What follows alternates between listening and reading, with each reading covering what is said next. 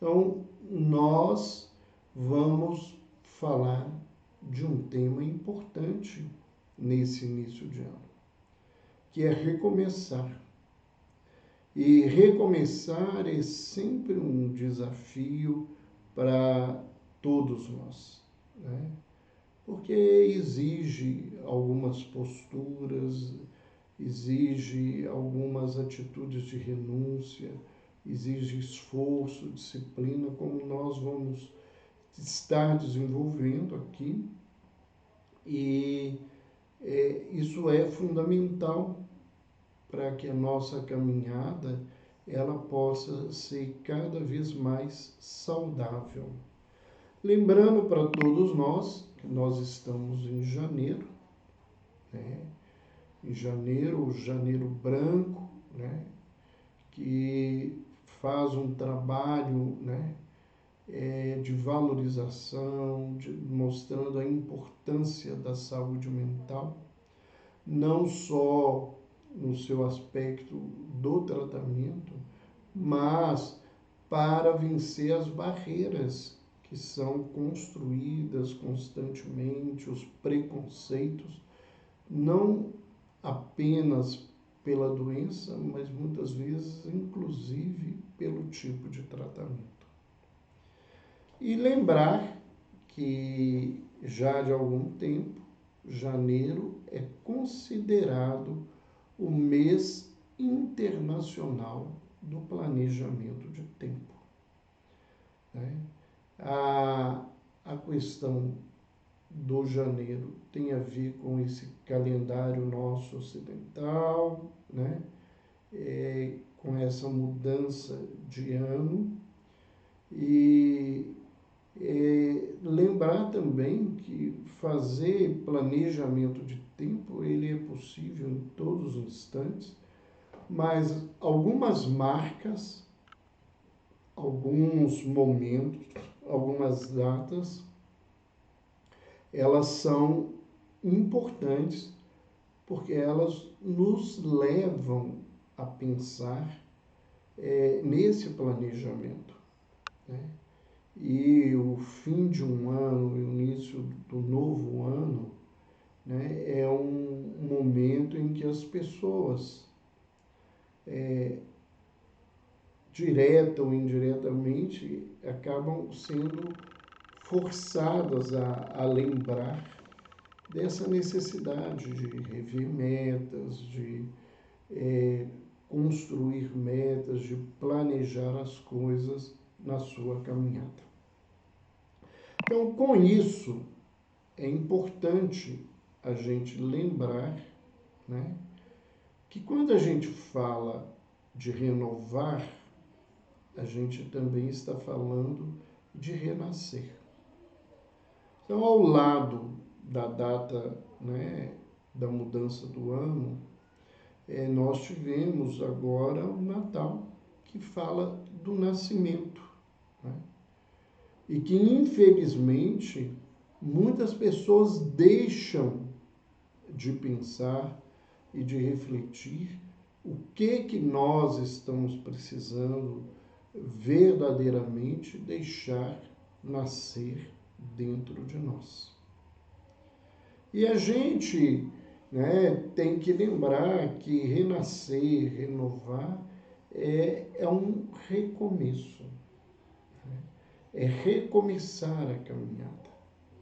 E por que a gente às vezes precisa recomeçar a caminhada? Às vezes, porque nós nos deixamos inertes muito tempo, não fizemos nenhum movimento de progresso pessoal na nossa caminhada.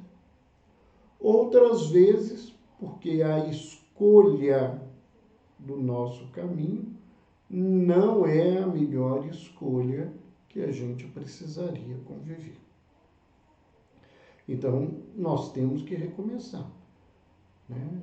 Como diz uma frase, né, que eu vejo muitas vezes ser postada, né, nas redes sociais, em que Francisco Cândido Xavier, ele diz que a gente não pode mudar o passado, mas a gente pode recomeçar e construir um novo futuro. E a proposta é esta, que a gente pense nisso. E por que que isso é importante para a saúde da alma? Porque isso vai aliviar a nossa vida desse peso que eu estou errando, que eu não tenho chance, que as coisas vão ser sempre assim. E, na verdade, isso, né, não condiz com a realidade da natureza. Não é da natureza humana simplesmente, mas da natureza. Né? O universo, na sua caminhada, o universo se movimenta em ciclos. Né? E ciclos os mais diferentes possíveis. E esses ciclos, eles constroem, né?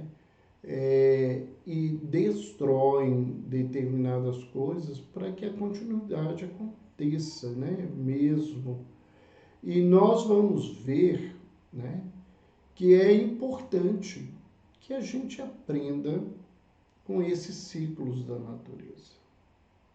Porque quando a gente observa, né, vem um ano, né, de 365 dias, determinado, né, pelo movimento, né, de rotação da Terra ao redor do Sol, né, e terminando, começa um novo ano. Um novo ano que tem ciclos dentro deles, né? Sejam os meses, as semanas, as horas, né? As estações do ano, que mostram, né, que as coisas se renovam. A primavera que se foi, né, não vai ser a mesma primavera que vamos viver no ano de 2022, mas na essência é a primavera. E o verão que nós estamos vivendo agora, né, não é o mesmo verão que nós vivemos de 2020 para 2021, mas na essência ele é o verão. Então é importante a gente entender, né, que na primavera não vêm as mesmas flores, no outono a gente não colhe os mesmos frutos, que a gente não vive as mesmas temperaturas, mas na essência os ciclos permanecem, né? E isso traz para nós algumas ideias, alguns aprendizados muito importantes que nós não podemos deixar de avaliar. Um deles é que nesses ciclos não existe fim, existe uma passagem, uma transformação. Lembrar que, embora eles sejam ciclos, e vamos colocar agora as estações para a gente entender, né? Eles necessariamente não cumprem um único papel e os seus propósitos necessariamente não terminam naquele ciclo. A floração da primavera, ela vai se transformar em fruto posteriormente, né? Toda a mudança que o inverno traz, e principalmente no hemisfério norte, por causa, né, do forte inverno que lá se tem, né, ele vai, de alguma forma, preservar os brotos que vão revigorar na primavera e florescer. Então, a vida da gente, né, nesse contexto, nós temos que pensar nisso, né?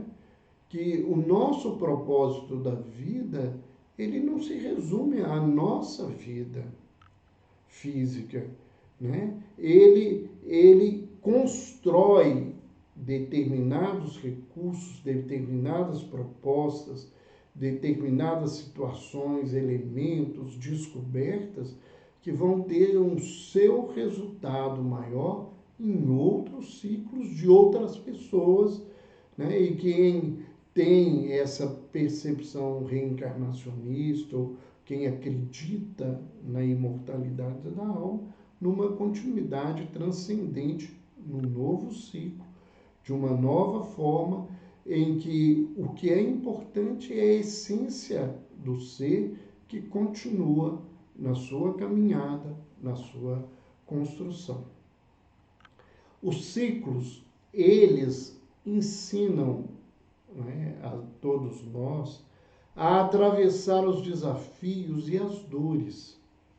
Quando você vê os anos, as décadas, os séculos, né, e que as coisas acontecem, né, a gente vê aí esses discursos proféticos, né, escatológicos do final dos tempos, do final do mundo, e que as pessoas se desesperam que tudo vai terminar, que tudo vai acontecer, né?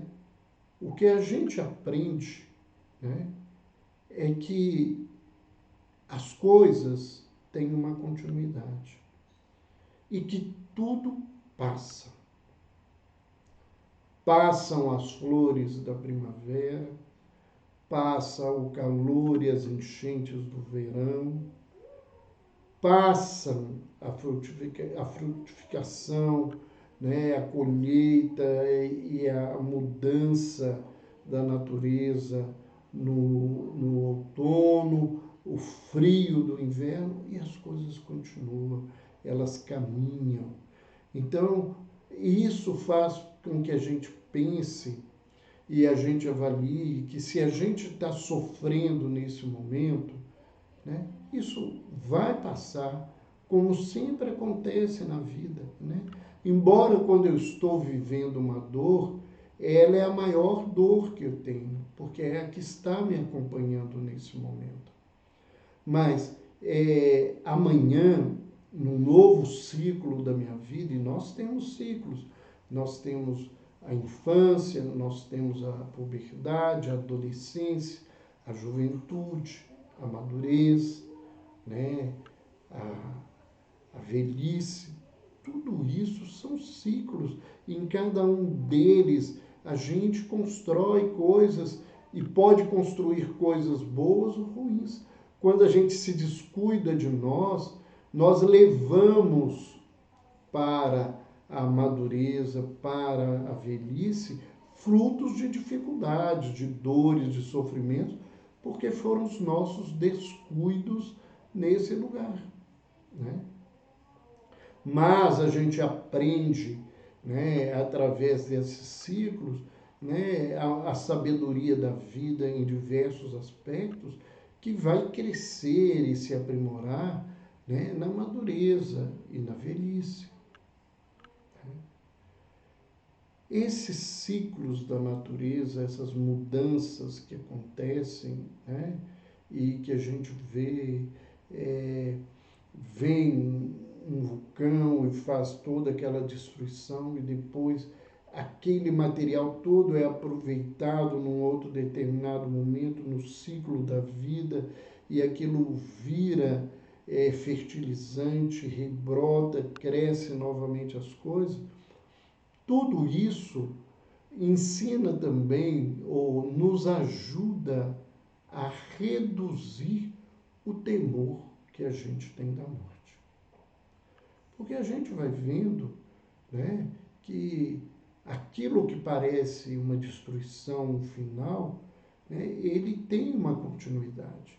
E se a natureza, no seu aspecto físico mais grosseiro, ele tem essa mudança, a gente deve, né, se questionar e se permitir avaliar, né, por que que o nosso ser emocional, o nosso ser intelectual e espiritual seria menos importante e seria destruído, né, numa única vida.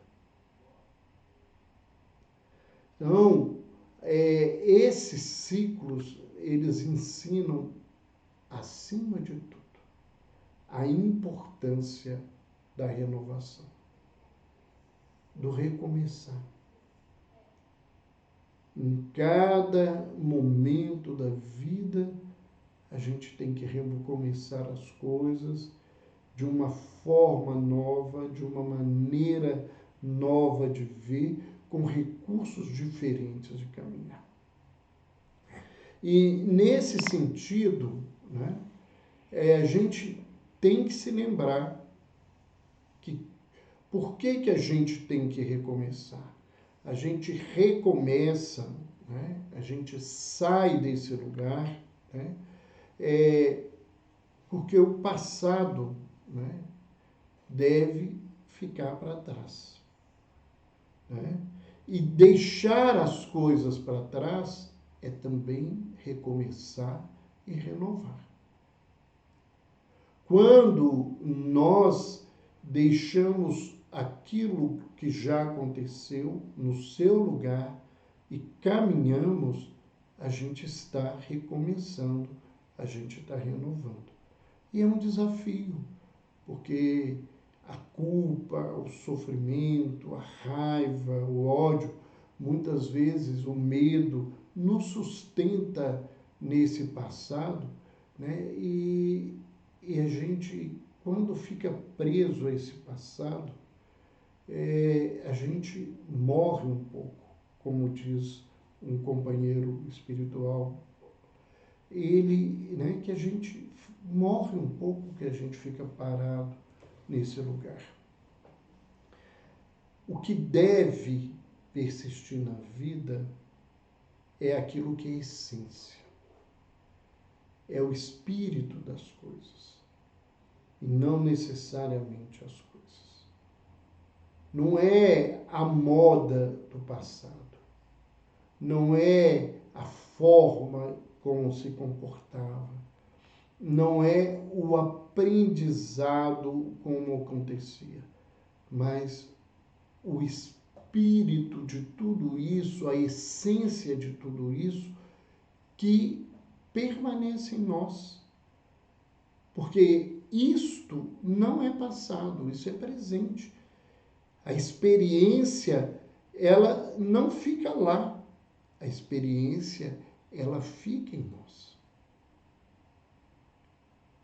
A memória, as lembranças, as reminiscências, elas estão conosco, elas não estão no passado.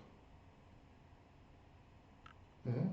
Tanto que, muitas vezes, no trabalho de terapias de vivências passadas, as pessoas nos perguntavam e nos perguntam, né, ainda às vezes atendo algum paciente, mas não é um comum pelo número de pacientes clínicos que eu tenho e a disponibilidade do horário curta, mas eles perguntam, não tem perigo de eu ficar no passado? Quem faz regressão, ele não está indo para o passado como se você entrasse num túnel, né? Lembrando aí as viagens do túnel do tempo, não é isso. Né? Você adentra por um estímulo hipnogênico e você adentra a você mesmo as memórias que estão no seu inconsciente e elas vão vir dentro daquilo que for útil e necessário para a gente. Não como uma questão de fofoca, né, atendendo à curiosidade das pessoas. Até porque essa é uma contraindicação para esse tipo de tratamento. Né? Mas você vai encontrar com aquilo que você tem e que você precisa mudar. Então, nós precisamos entender isso. E mais uma coisa para a gente poder falar de recomeçar. Recusar ou querer negar o seu passado, né? Querer botar uma pedra dele, não é deixar as coisas para trás, é se forçar a querer fugir dele, é também ficar preso a ele.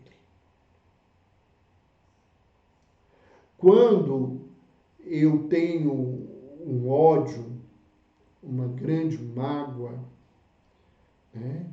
Mesmo que aquela pessoa tenha morrido, mesmo que eu não a encontre em lugar nenhum, eu continuo preso a essa pessoa.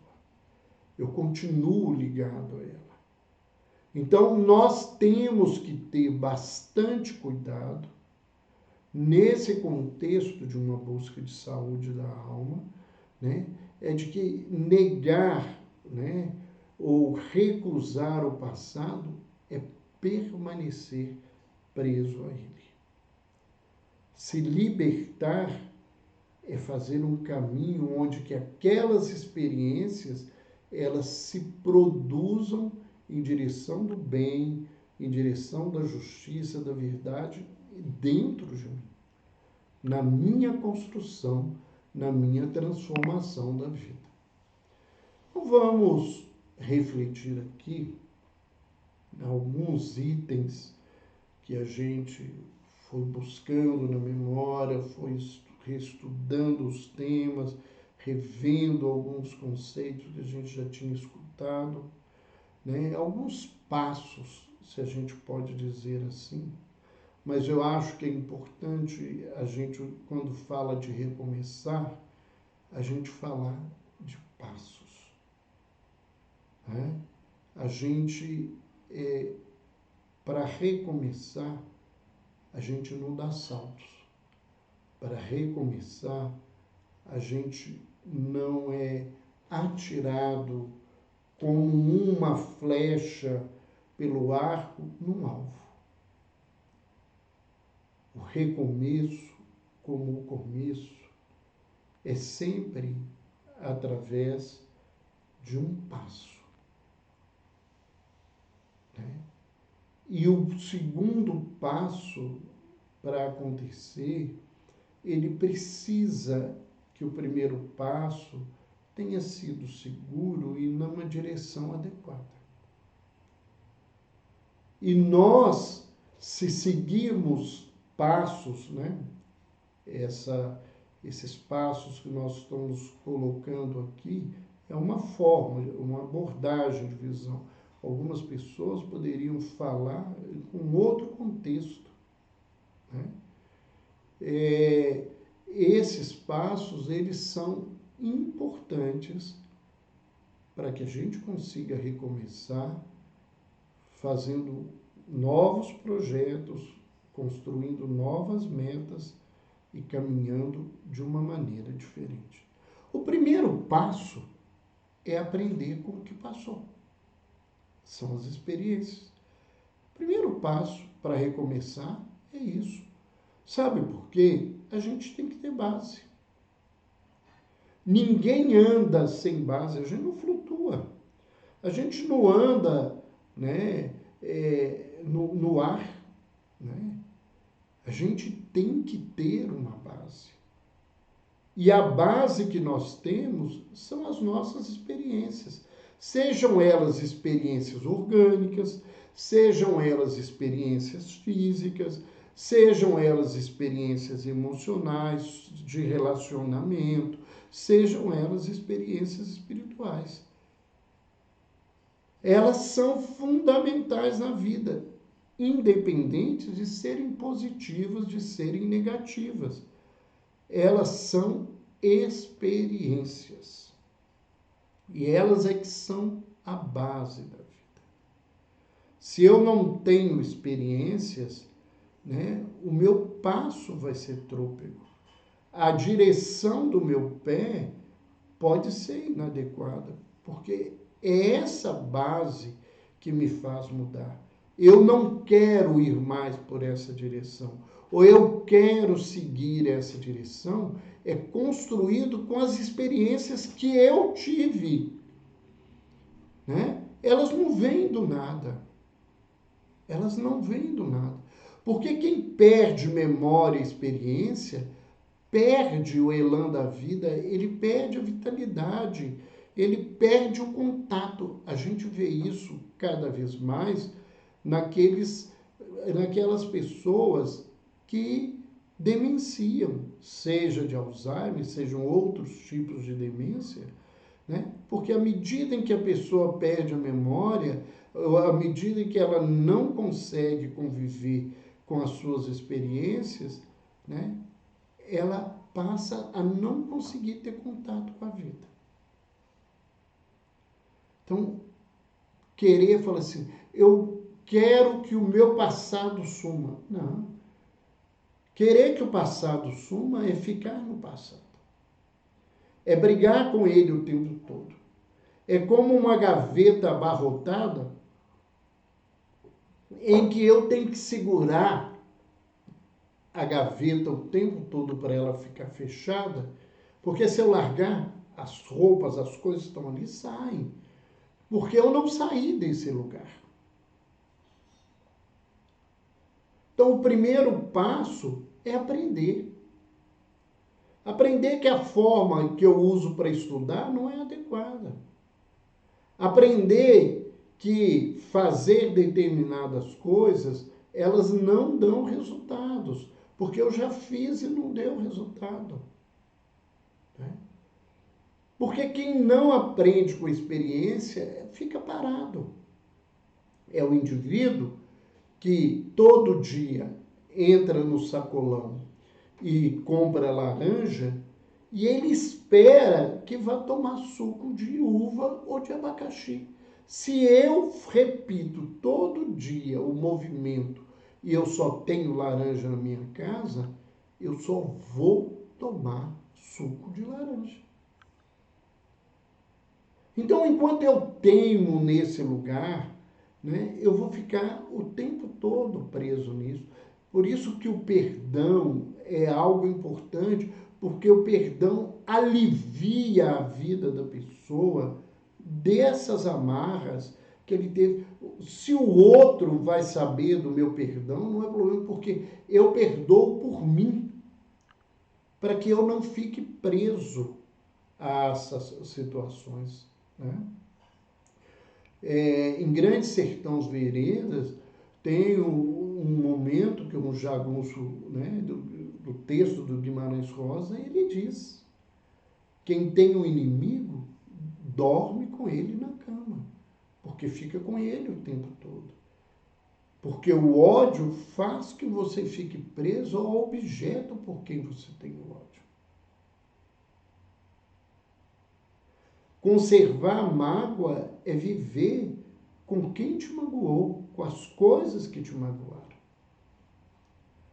Agora, eu vou aprender. Eu fui magoado porque eu fui ingênuo, porque eu fui irresponsável, porque eu fui leviano, porque eu não fui atento. Então, eu vou aprender essa caminhada e esse processo de transformação. Um segundo passo importante nesse processo é ficar continuamente atento para reconhecer as oportunidades. Não faltam oportunidades de crescimento na nossa vida. O que nos falta é a atenção, né? O que nos falta é esse cuidado, né? Eu quero ser paciente. E a vida me coloca um monte de situações que me causam intolerância e que me trazem impaciência. Eu quero tirar isso. Não, isso está na minha vida porque eu só aprendo a ter paciência nesse lugar. Nesse contexto, nesse processo, nesse caminho de transformação. Então, muitas vezes as oportunidades passam por nós e a gente não vê o que está sendo ensinado na nossa caminhada, o que está sendo visto, o que está sendo pincelado, julgado na minha cabeça e que, por não estar atento, eu não aprendo. Você viu o que estava escrito? Ah, não, estava distraído. Era uma frase importante para você. Então, a vida nos coloca muitas coisas que a gente quer aprender e elas podem nos ensinar, mas nós não prestamos atenção a ela. Não prestamos atenção a essas coisas. Né? Não é uma crítica, é uma observação. Eu, às vezes, ouço profissionais da área de saúde se queixarem do trabalho, do que tem que passar dentro do trabalho, né?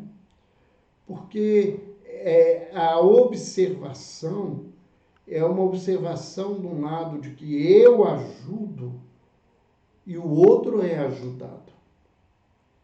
E nesses mais de 40 anos lidando com saúde, eu aprendi, né, e isso foi nos ensinado muitas vezes dentro do trabalho na Associação Médico Espírita de Minas Gerais, na Associação Médico Espírita do Brasil, né, que eu ajudo o meu paciente, mas eu ajudo a ele e ele me ajuda. E muitas vezes na dor dele, eu vou aprender a lidar com a minha dor. Quantas vezes na vida, né, eu sofrendo alguma situação e isso me causando inúmeras emoções, ao escutar um paciente me relatar alguma coisa, eu pude ver que a minha dor não era tão grande. Então, não era uma questão de pena dele, né? É uma questão do aprendizado que ele me trouxe naquele momento, naquele contexto. Né? Muitas vezes, ouvindo relatos de pessoas que cometeram ações que causaram para eles um sentimento de culpa adoecida, que é o remorso, né?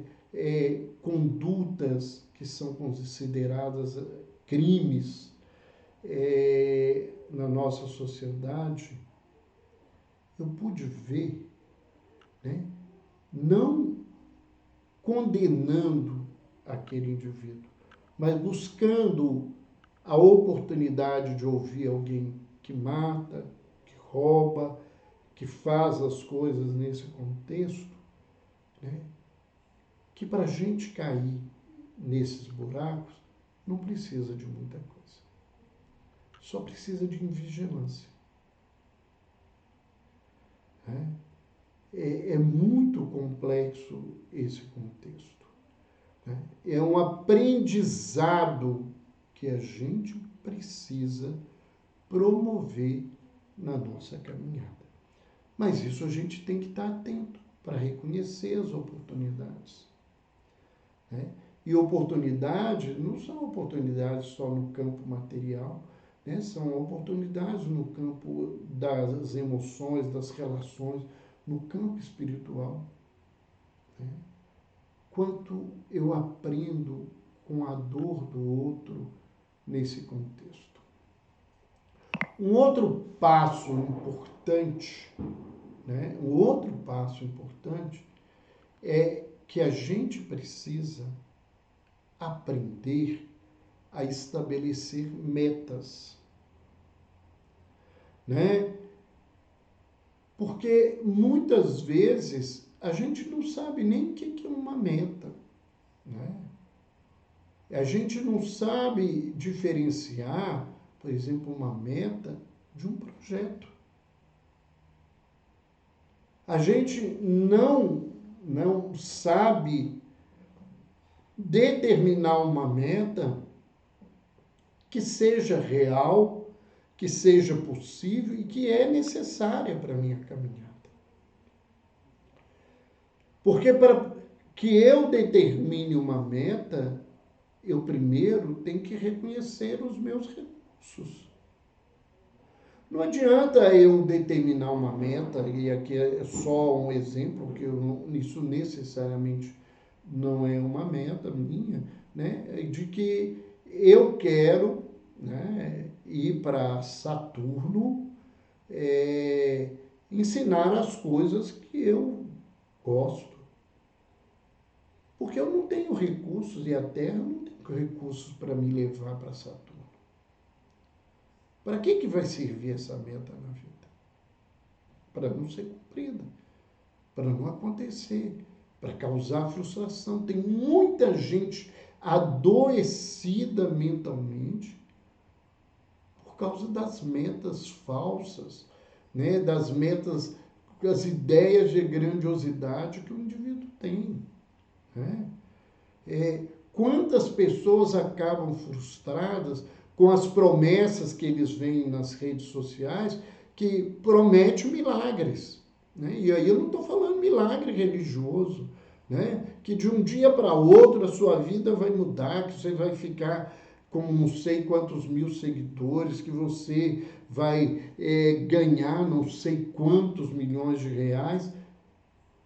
Essas coisas, isto, né, na verdade, isso é algo para atender as metas adoecidas que a gente carrega na vida de grandiosidade.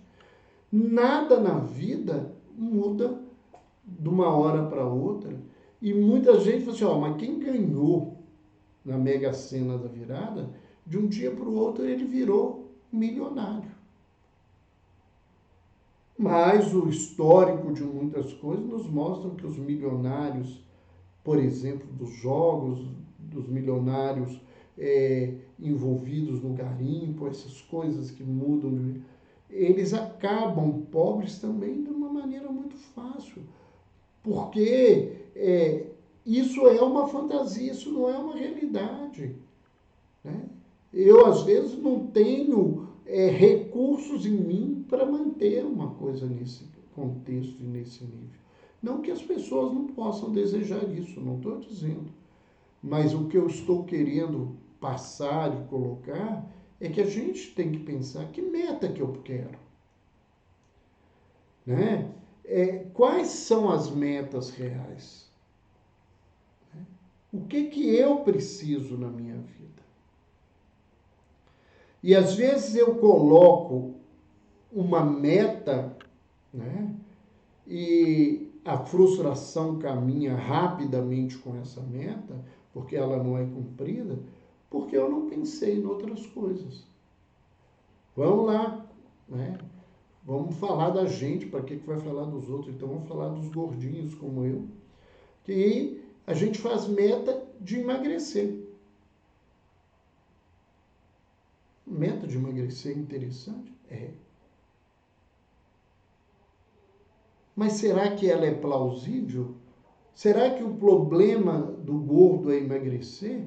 Ou o problema do gordo é a gula, é a indisciplina, é a falta de educação alimentar, é o aprendizado da renúncia, da remodelação do gosto, de um monte de coisa. Porque a gente não emagrece, né? Não é só, né, porque não fez algo, é porque não fizemos os passos para mudar esse lugar, né? Quanta gente emagrece muito e recupera tudo, porque o problema não é emagrecer, é sustentar o emagrecimento. E sustentar o emagrecimento envolve uma palavrinha que a gente não gosta muito dela, que se chama disciplina, que exige renúncia, né? Então, se eu não renuncio a um monte de coisas, eu não tenho jeito de caminhar de uma outra maneira e de crescer nesse processo. Então, para que eu estabeleça metas, eu tenho que ser capaz de fazer um trabalho de autoconhecimento, né? De ver os recursos que eu tenho. Porque se eu não tiver esses recursos, talvez eu tenha que buscar outras metas para que amanhã eu consiga vencer esse processo.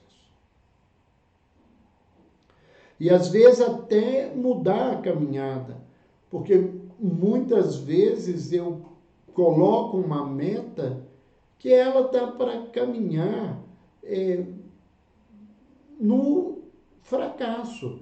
Eu quero ser paciente, mas eu sou impaciente, eu vou ficar impaciente porque eu não tenho paciência. Mas se eu aproveitar os recursos positivos que tenho, por exemplo, de ser uma pessoa disciplinada, trabalhadora, à medida em que eu trabalho e disciplino, eu vou aprender direto ou indiretamente recursos que me levam a aprender e a sair vitorioso da paciência. Em vez de focar naquilo que eu não tenho, porque eu não tenho, eu foco no que eu tenho para construir algo que eu não possuo.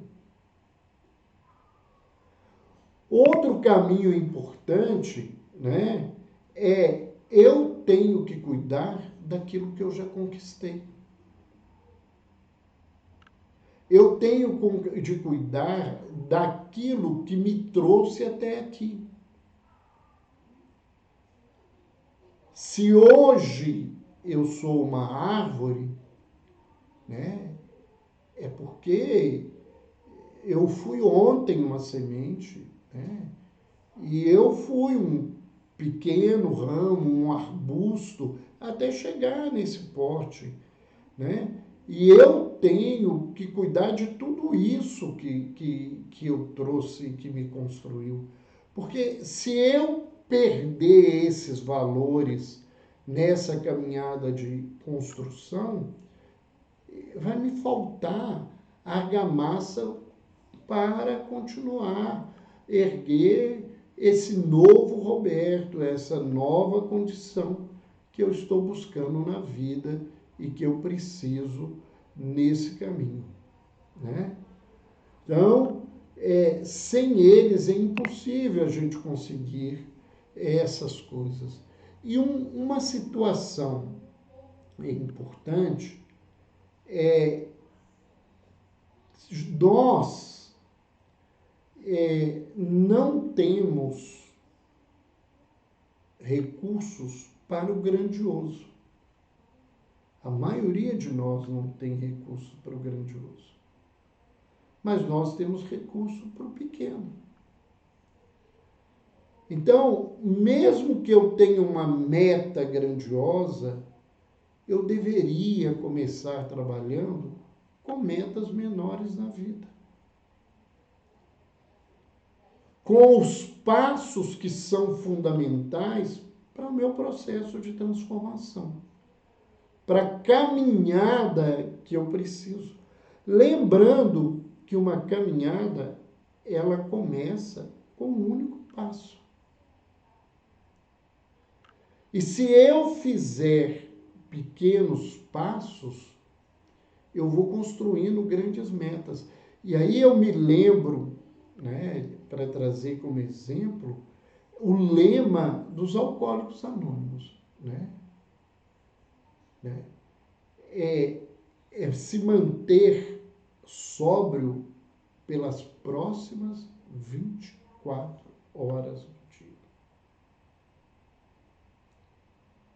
E daqui agora esse minuto, essas 24 horas, elas estão a 1 minuto a mais. E daqui um tempo, quando nós terminarmos a nossa conversa, ela está alguns minutos a mais. São pequenos passos. Eu, dentro do hospital, um tempo conversando com um dos coordenadores dos Alcoólicos Anônimos que trabalhava no hospital, né, eu descobri que dentro dos Alcoólicos Anônimos eles têm abordagens diferentes. Então tem um grupo que trabalha com aquelas moedas, né, ou aquelas fichas. Então, eu tenho 30 dias de abstinência, tenho 60, um ano, eles comemoram. Essa é uma forma, não está falando que isso é certo ou errado. Né? Mas é muito frustrante, depois de um ano, eu ter uma recaída, e essa recaída parece que destruiu o ano inteiro que eu caminhei. Então, existe um grupo que eles não fazem esse tipo de visão. Eles se ocupam com aquela ideia primordial dos Alcoólicos Anônimos. É 24 horas de sobriedade. Quando termina uma 24, é outra 24. Então, é sempre um pequeno passo, e se eu tiver uma queda, é uma pequena queda.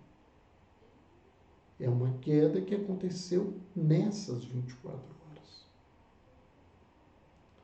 E quando nós queremos construir coisas, é preferível que a gente mude determinados passos pouco a pouco. E à medida que a gente vai vencendo uma meta, a gente vai caminhando para essas metas maiores. Né? Outra questão importante, né, é a gente ter o cuidado de não estar caminhando com fantasias. Porque as fantasias são do campo do ideal. Eles não são o campo da realidade. Muita gente vive de fantasia. Né? É um casamento que será onde você vai ser feliz para sempre. Mesmo os casamentos duradouros e muito duradouros, eles não são felizes para sempre. Isso é uma fantasia. Né? Os contos de fadas, eles têm uma função psíquica importante na vida da criatura. Tem gente que condena, que não pode isso, não pode aquilo, é o contrário. O aprendizado nos mostra o quanto que isso é importante para a criança, o quanto que isso é importante para a vida. Mas, num determinado momento, eu tenho que ter clareza que isso é um conto de fada, isso não é a realidade. Até porque a realidade, por exemplo, do conto de fada não é a realidade da vida. A realidade do conto de fada, você beija um sapo, ele vira príncipe. Você beija uma gata borralheira e ela vira princesa. Né? Na vida, né, na histórica do casamento, a gente geralmente beija o príncipe e ele vira sapo, a gente beija a princesa e ela vira gata borralheira. Né? Porque a realidade é outra. Então, tem que diferenciar o que é fantasia do que é meta. Né? Porque isso vai me frustrar e eu tenho que saber que quando eu tenho metas, eu tenho que fazer projetos dentro desse processo. Né? Eu tenho que ter um tempo de planejamento e eu tenho que ter um tempo de realização. Há um tempo de plantar e um tempo de colher. Né? Ciclos que estão presentes em toda a cultura milenar. Então, será que eu não estou sofrendo? É porque eu, na realidade, eu estou preso às fantasias e não à realidade. Alguém, né, com síndrome de Peter Pan, ele vive de fantasia. querer ser criança a vida inteira, né? Alguém, né, que busca a lenda do Eldorado, que você vai tomar ali, além de ficar rico, você vai tomar banho numa cachoeira e que você vai ser jovem por toda a eternidade. Isso é fantasia, né? No contexto da caminhada, isso é uma fantasia. No contexto do conto, psicologicamente, isso pode te dizer outras coisas, né? Mas no sentido material e prático, isso só é e se faz uma fantasia. Então, uma coisa importante para a gente recomeçar é aprender a administrar o tempo, aprender a administrar os recursos e saber administrar os passos que eu preciso dar. Administrar o tempo é uma coisa desafiadora. Muita gente diz que não tem tempo, né? E, na verdade, a gente não é que a gente não tenha tempo. A gente não utiliza o nosso tempo de maneira adequada. Porque para administrar o tempo, eu tenho que aprender a fazer uma avaliação daquilo que se chama prioridades. E muitas vezes o meu tempo é gasto com futilidade, é gasto com conversa fiada, é gasto com maledicência, é gasto com reclamação, e isso não cresce a vida. Eu tenho que aprender a administrar os recursos. Quanta gente adoece porque ele dá um passo maior que as pernas. E não precisa ser necessariamente alguém doente que está num quadro de mania, com uma compulsão de compra, né? Às vezes, num jogo de fantasia, de desengano, né? num afã determinado da vida, em que eu não estou administrando as coisas, estou fazendo as coisas sem cuidado, eu dou esse passo e caio. Então, eu preciso administrar o que eu tenho, né? Não adianta eu sonhar em fazer uma viagem ao mundo em 80 dias se eu não tenho, para fazer uma viagem ao mundo em 80 dias, eu não tenho dinheiro para sustentar uma aeronave que vai fazer a minha viagem em 80 dias. Se eu não tenho determinados recursos, né? Então, eu preciso saber que passo que eu posso dar. Porque tem muita gente que quer coisas, mas ele não para nem para avaliar o tempo, nem para avaliar os recursos que ele tem, nem para avaliar os passos que ele precisa caminhar. Ele só pensa no prazer de ter. Ele só pensa na vantagem do ter. Ele não pensa no ônus que esse ter tem na vida dele. Quantas pessoas buscam, por exemplo, o poder político, né, por N situações, às vezes até movido por um princípio nobre, e depois de um mandato, ele não volta, ele não fica, porque as pessoas não sabem o ônus que o político paga para ficar no lugar que ele fica.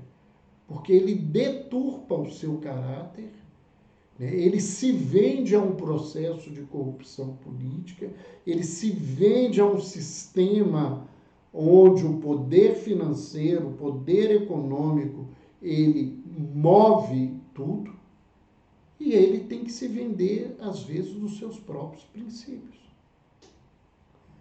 Então, quem tem princípios fortes, verdadeiros, não vai ficar no lugar desse.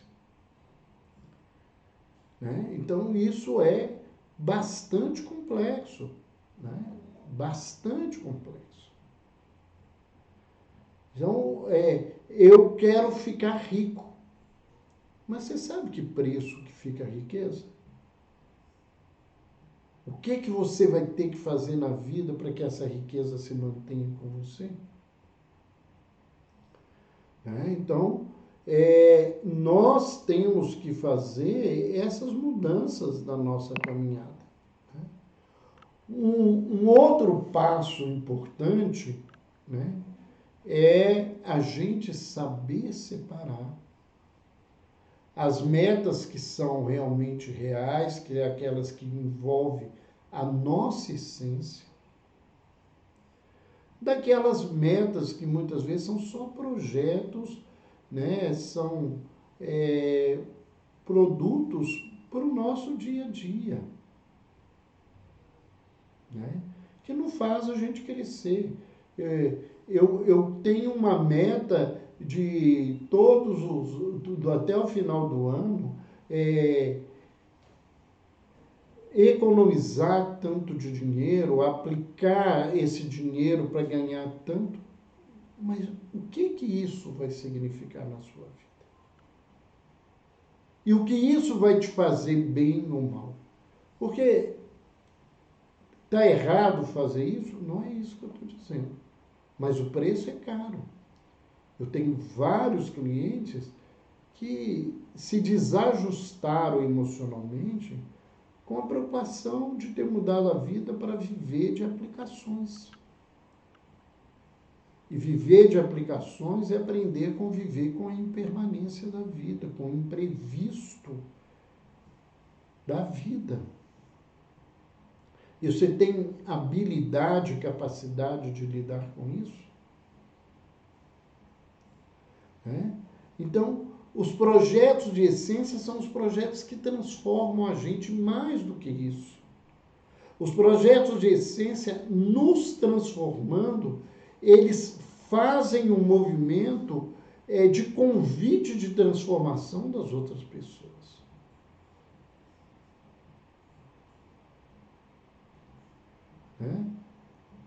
Não é eu ter um novo curso de pós-graduação, não é eu ter um doutorado, é o que isso vai significar na minha vida.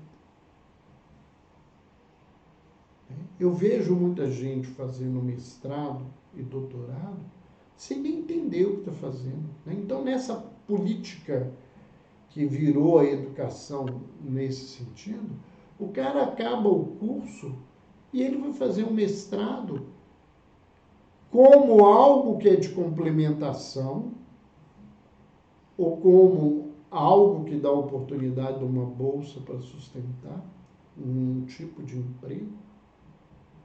Mas mestrado é algo que as pessoas deveriam fazer porque o objetivo delas é de serem mestres.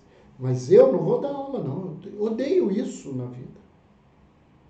Então, para que eu faço mestrado se eu não quero ser mestre? E aí as pessoas acabam de fazer um mestrado e entram num doutorado.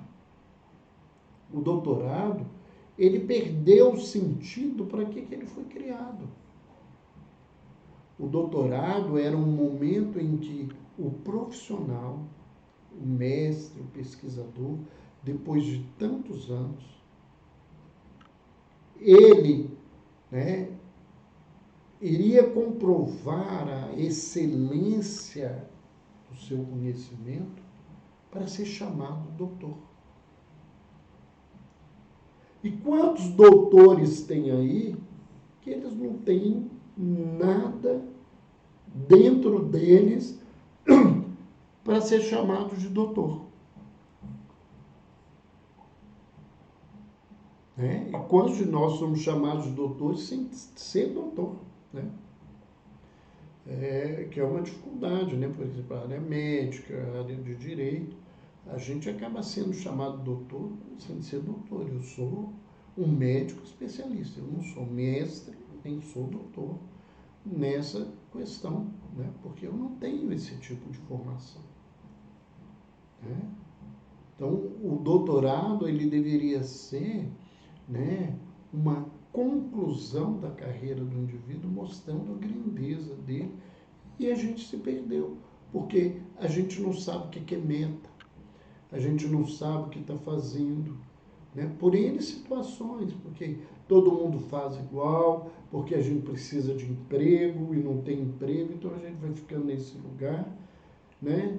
E muita gente, na hora de devolver a universidade, principalmente a universidade pública, a oportunidade do mestrado, doutorado, fica com raiva, porque eu não gosto de aluno, eu não gosto de dar aula, eu não gosto de orientar pesquisa.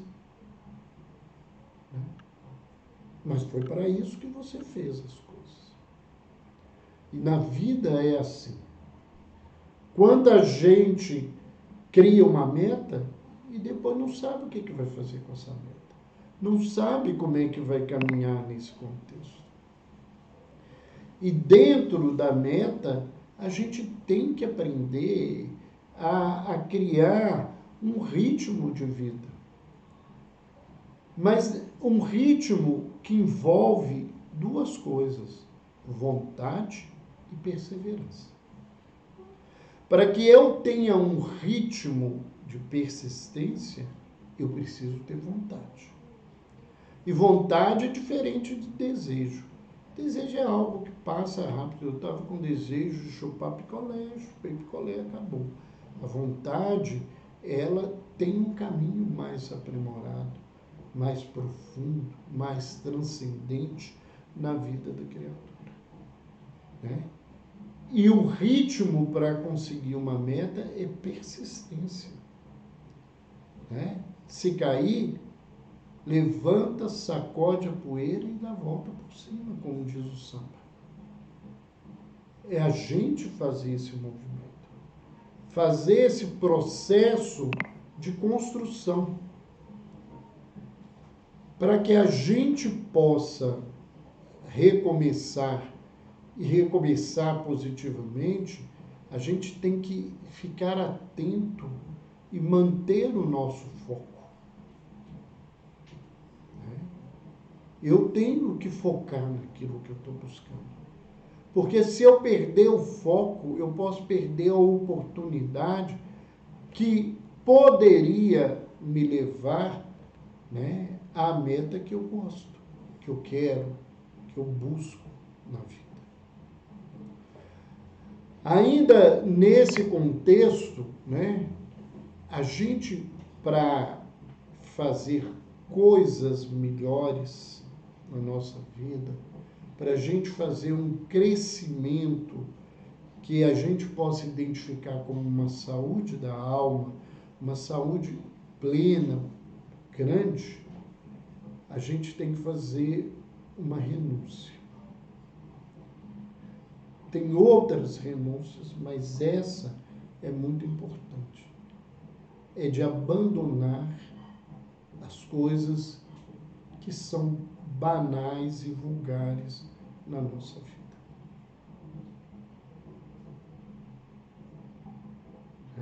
Eu ouvia há um tempo atrás, e essa frase me ficou marcada, ouvindo no YouTube alguém falar, que agora eu não me lembro quem foi, mas me lembro desse ensinamento, né, que ideais nobres, eles não são compatíveis com gostos vulgares. Se eu quero que a vida seja melhor, as coisas têm que se mudar.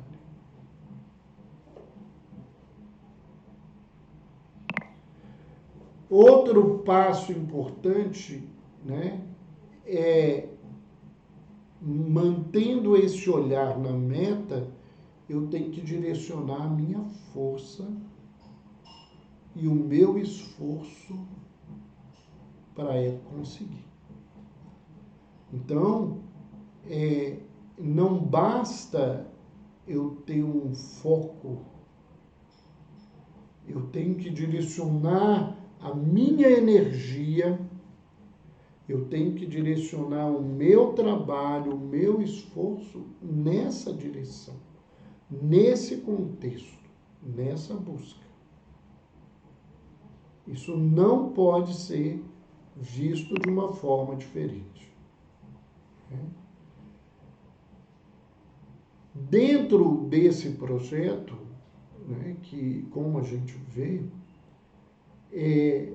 as verdadeiras metas, elas transcendem as pessoas. Elas têm uma busca pelo altruísmo. Né? As grandes metas, realmente, que transformam o ser, elas buscam atingir o maior número de pessoas possíveis. As metas que só estão voltadas para o meu eu, ou voltada para o meu ter na vida, elas perdem o significado, elas perdem o sabor, elas perdem o valor, e a gente vai ter que recomeçar sempre. Né? Então, hoje, o que para mim é grandioso, nesse sentido da busca do ser e de atender os outros, amanhã eu vou ter uma visão maior, isso é processual, isso vai crescendo na minha caminhada. Então, para trabalhar com meta, eu tenho que trabalhar dentro desse processo. Né? E por que isso? Né? Porque essas metas, mesmo que eu não veja e acredite dessa forma, elas vão indiretamente nos levar em direção ao sagrado. E todo o processo que me leva a buscar essa transcendência da alma, ela vai me construindo duas coisas. Uma visão de unidade e uma visão de plenitude. Uma unidade com Deus, não porque eu sou igual a Deus, né? Mas que na minha semelhança, à medida em que eu faço o que Deus, o que o sagrado, o que a natureza, o que eu coloque de nome dentro desse processo, é como se ele fizesse. É isso, né, que Jesus nos ensina quando ele fala dessa unidade. Porque sendo ele, dentro de uma visão, né, um referencial tão grande, que ele é interpretado como divino, né, algo humano divino, né, não existe. Humano ou divino. Mas à medida em que o humano vive plenamente isso, ele se torna divino para o mundo, porque ele faz como a própria divindade e a lei chama. E isso constrói nele uma plenitude. Ele se torna pleno com a vida. Ele vai criando essa plenitude de transformação e de crescimento. E o último passo, como é um ciclo, é lembrar sempre que eu preciso avaliar, corrigir e recomeçar. E para fazer isso, eu necessito humildade, de reconhecer meus limites e as minhas possibilidades. Eu preciso ter coragem, agir com o coração, agir com o sentimento mais nobre que eu possa ter na vida. E isso né, vai ainda nos exigir um autoconhecimento. À medida em que eu me permito me conhecer, eu vou poder avaliar o que eu estou fazendo, corrigir os meus passos, refazer os meus recursos para recomeçar. Né? E nada tem problema recomeçar. O grande problema da alma é ficar morta. E a morte, né, é estar estacionado naquilo que não é bom, naquilo que é mal. Isso é que é morrer. Né? A morte do físico é um ciclo, como a morte dos sóis, das estrelas, como a morte dos planetas, como a morte das plantas, como a morte dos rios, a morte dos desertos. Tudo morre e tudo se refaz, tudo se reconstrói nesse processo. Morrer, no sentido espiritual, é estacionar, é parar na vida. É achar que está tudo bom, quando na verdade não tem nada bom. Né? Eu prefiro ver assim para poder fugir dessa caminhada, para poder buscar outro processo. Eu gostaria de lembrar, né, nesse momento que nós estamos aí com uma audiência maior, muitas pessoas nos perguntaram sobre a palestra da semana passada. Né? E nós tínhamos prometido que íamos tentar colocá-la no YouTube o mais rápido possível. Ela já está no YouTube, no nosso canal, Dr. Roberto Lúcio, Saúde Mental e Espiritualidade. Então, onde nós estamos falando, né, de uma coisa, né? O futuro da pandemia estará focado na saúde mental. Várias reflexões sobre a questão, né, da Covid, né, e as repercussões da Covid na saúde mental de toda a humanidade. Então, se vocês gostaram e gostariam que pessoas assistissem, pode encaminhar para assistirem no YouTube. Se não assistiram, assistam. Se inscrevam no canal, isso é importante para que a gente possa estar divulgando isso mais, né? E coloque lá se gostou, se não gostou, porque isso nos ajuda a melhorar o nosso trabalho de divulgação.